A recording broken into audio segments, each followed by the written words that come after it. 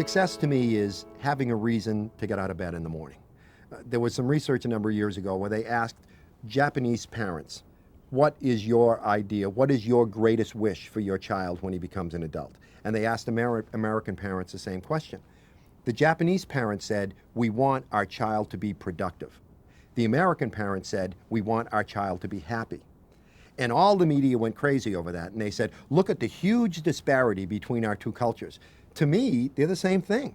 You can't be productive unless you're happy, and you can't be happy unless you're productive. I thought that research showed the universality of parenthood, that we all have the same goals for our kids, because you need to get out of bed in the morning. You need to have a reason to get out of bed in the morning. And success to me is the child who becomes an adult and who has a reason to get out of bed.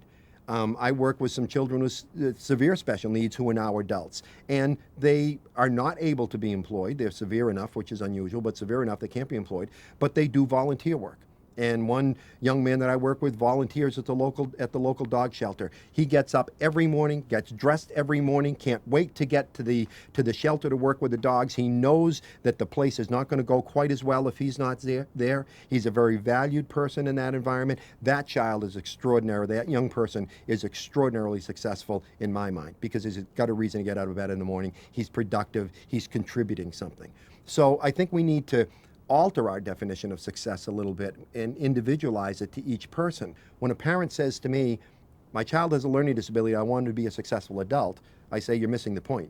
My child has a learning disability, I want him to be a successful adult with a learning disability, because it's never going to go away.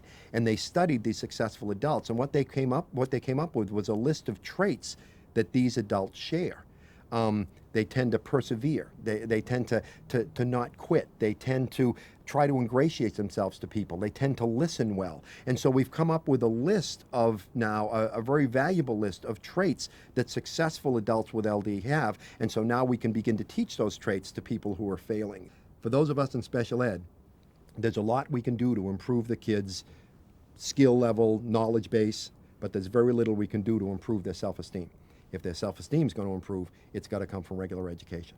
That might not be fair, that might not be right, but that's the way of the world now. It's really up to the regular educator to boost the self-esteem of these kids. And what I'm finding is the response to F.A.T. City, many regular educators have said, I never really got it before, and I think I got it now, and I'm going to change things. I did F.A.T. City live one time, very meaningful. This teacher came up to me and she said, Rick, I've been teaching for 25 years, and tomorrow I'm going to start all over.